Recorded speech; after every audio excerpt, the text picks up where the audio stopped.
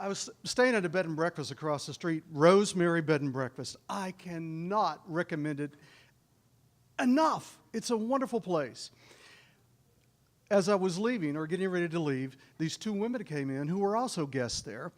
And of course, conversation. Oh, you're a storyteller. Oh, yeah, a storyteller. Oh, did you know Donald Davis? Do you know Ray Hicks? I mean, oh my gosh. Do you know we're having a show tonight?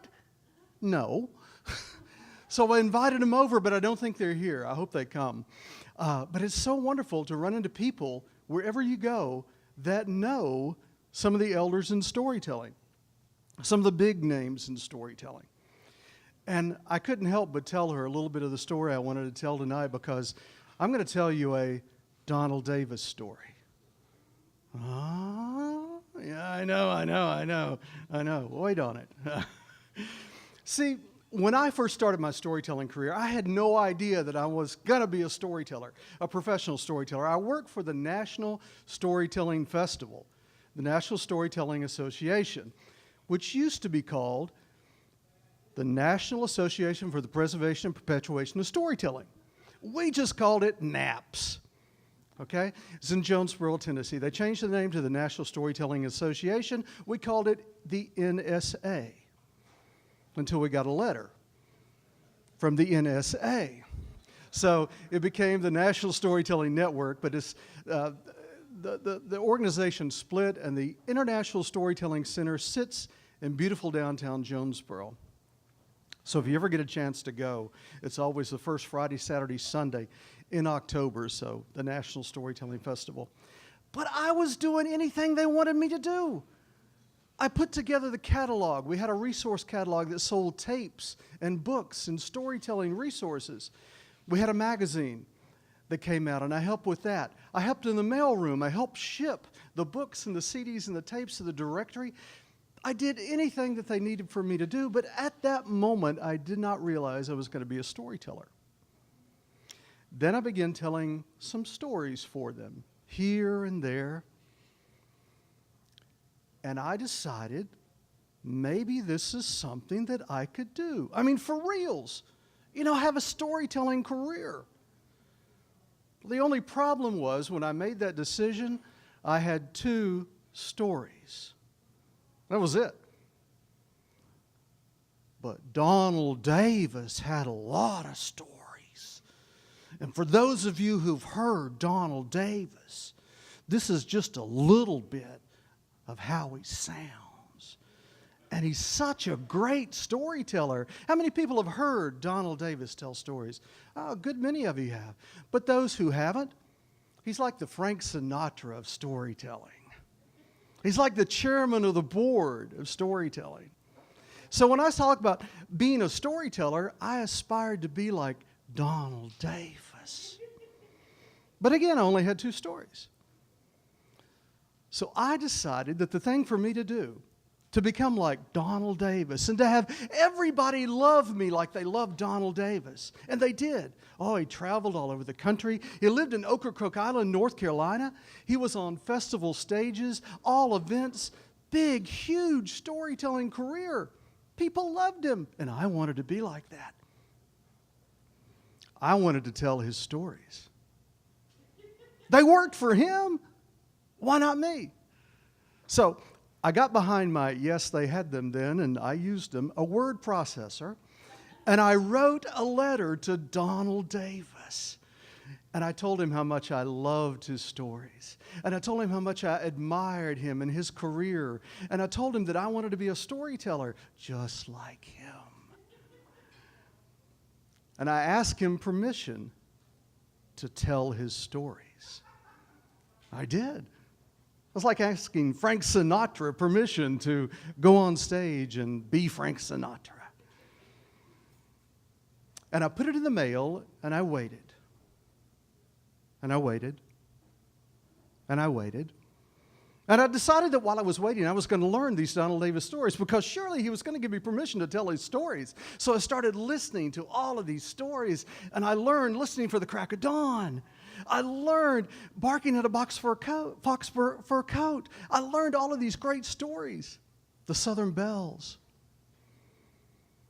And what seemed like years pass by, but it was really just a couple of months.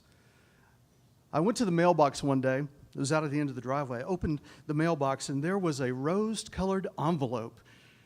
And printing in the Donald Davis logo was Donald Davis Storyteller, Ocracoke Island. I got my letter. And I opened it up, and it went something like this. Dear David Joe, I'm so happy that you decided to become a professional storyteller. I can highly recommend it as a career. However,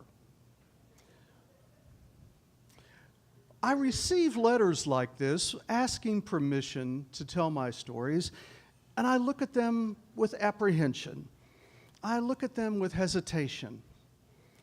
I suppose if it's really that important to you, if you want to tell my stories, I do hereby give you permission to tell my stories. I've got it in writing, Linda. I've got it right there on rose-colored stationery. And I was like so happy. I came back into the house and I decided to read the letter again, including the rest of the letter, because it was longer than that. That's just the part I remembered outside. So I read it again, and it got down to about the third paragraph, and it said, right after he gave me permission to tell his stories, he said, I have to ask you, why would you want to do that? It seems to me the time that you would take and the effort that you would put in to learning my stories, well, you could locate and learn and tell your own stories. And who better to tell your own personal stories than yourself? And it hit me. He gave me permission to tell his stories, and then in a very subtle way, he took it away from me. You know, I have never told a Donald Davis story to this day, and I've enjoyed a 30-year career as a professional storyteller, traveling all over the country. And I think people, some of them do anyway, love me. Some people like me. I don't have books, I don't have tapes or CDs, and I don't get invited to big festivals all over the country. But I think I've done pretty well without telling a Donald Davis story, unless, of course, you count this one as a Donald Davis story. Yeah.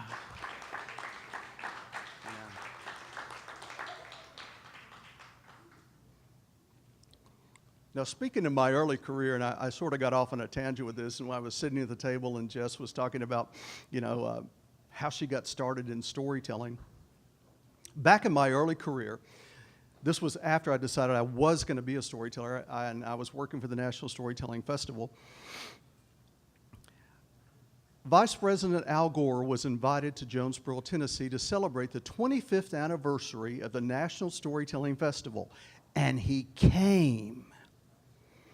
But the thing about it is, when a vice president or president comes any place, a week or two before, they send what they call an advance team. Now, this advance team, made up of IT people, security people, logistical people, and it's their job to make sure that they know every move that vice president or president's going to make. And they plan it out. It's like dance choreography. I mean, this is where plan A, B, C, D, and E come from, because they had plan A all worked out, and they knew exactly what they had to do to get plan B and C and D and E in order if something happened with plan A. And it took a lot of work. But they were just like me, and just like most people that have jobs. They worked during the day, and then at night, they sort of kicked back. And I got to know some of these people on the advance team, especially the security personnel, the Secret Service. We drank beer together. We told stories. We shot the crap. It was just fun. We just a bunch of guys hanging around. After the vice president was there, it was a big deal, 25th anniversary. Everybody left. And before they left, they gave me the business cards. All of them were government business cards, but they had their phone numbers on them and how to get in touch with them. Like I was ever going to call them up when I was in D.C. and say, hey, you want to grab a beer? Nah, I just collected them. They're like mementos or souvenirs. Fast forward about 3 years later, I get a phone call. It was during the National Storytelling Festival in Jonesboro, Tennessee, and I was at my apartment just to grab a bite to eat and use the bathroom before I head back out. I lived right there on Main Street at the time. My phone was ringing, so I picked up the phone, and a guy on the other end, very professional voice, said, "Mr. Miller?" "Yes." He told me his name with Vice President Al Gore's office. "We would like for you to come and tell stories at Vice President Gore's family picnic. It's about 3 weeks from now." All right. This sounded just like something that one of my friends from college was pulling a prank. One of those people that say, "You're a storyteller. Now, what do you really do? Now, what's your real job? How do you make money? What do you do? You can't just tell stories for a living." Well, yeah. So I thought I was being punked. That's exactly what I thought. So I thought real quick, and I said, "Look, I'm heading out the door right now, but, give me your name and number, and I'll give you a call in about 2 hours. We'll talk about all the details." And in the back of my mind, I was going, "Yeah, right." So he gave me his name and number, and I had just recently purchased a computer, and I learned how to look up numbers, reverse numbers. This was in the late 90s, actually. So I looked it up enough to know that it was a government number, and it hit me. Oh, crap. This could be real. So I called him back, and sure enough, it was real. He gave me the details. I was going to tell stories at Al Gore's family picnic. I said, "Well, now, how many people will be at Al Gore's family picnic?" I mean, family picnic. 4,000 of his closest friends and family. Really? And you're calling this a picnic? Really? It would set a big arena, a sports arena in Shelbyville, Tennessee, where they show Tennessee walking horses. They gave me the name of the person that I was to see when I got there and all the details about the event. So I showed up. I connected with the person that was going to help me out, and she told me what I'd be doing. I was going to be on the main stage for 10 minutes following a Dolly Parton impersonator and going on right before a bluegrass clogging group. Yeah! I had arrived. I had 10 minutes on the main stage. But the best part of the whole event was during the rest of the event, they had me in sort of a cubicle down in the main arena with some hay bales.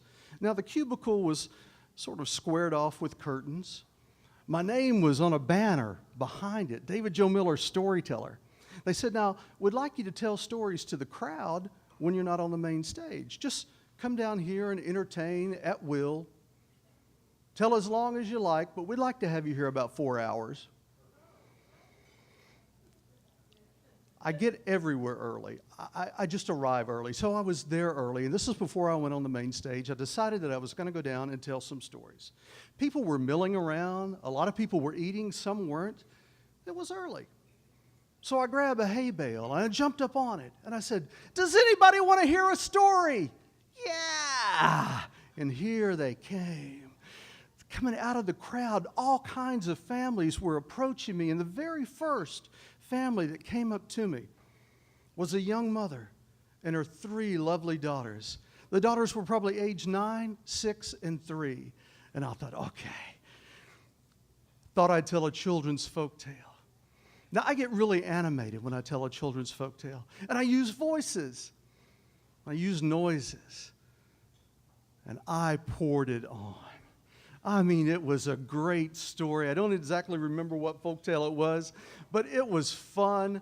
The mother was applauding, the 9-year-old, the 6-year-old, they all were happy, but the 3-year-old was giving me some attitude. She was looking at me like nothing had happened. I took that as a challenge. And my next story, I geared it up. It was a little bit more animated. I made more noises and used the voices, and everybody loved it. The applause that the rest of them gave me. But when I got down to that 3-year-old, I got that attitude again. Nothing. The next story I told was a story that I had told in schools all over the country. I told it to mainly kindergarten and first grade students. It involved me getting down with them on the ground in front of them till I would be their height, and I did that. And I was really getting into the story. I was using voices, animation. I was all over the place. And everyone loved it, the 9-year-old, the 6-year-old, but the 3-year-old was not impressed. Now, storytellers, speakers, musicians, we all depend on the audience to give us energy, to give us feedback. We watch your body language, your facial expressions. It's important to us. And it didn't matter if everyone else was applauding and laughing. I was focused on the 3-year-old, and she took it all away. And I felt drained, really felt drained. I felt defeated. And I turned around to get a drink of water. And as I did, out of the corner of my eye, I saw movement. And that little 3-year-old girl was running up to me. And about the time I turned around, she reached out and grabbed me and hugged me, a real hug, and held on. And her mother came up to me, and she was apologizing. Mr. Miller, I'm so sorry. She's such a shy little girl. She never goes up to strangers and interacts with them. And I looked at the mother and I said, thank you so much. You've solved the problem. You see, I'm no longer a stranger. I told her a story.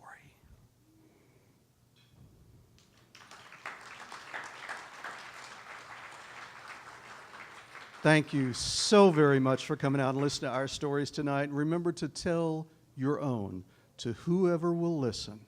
Thank you.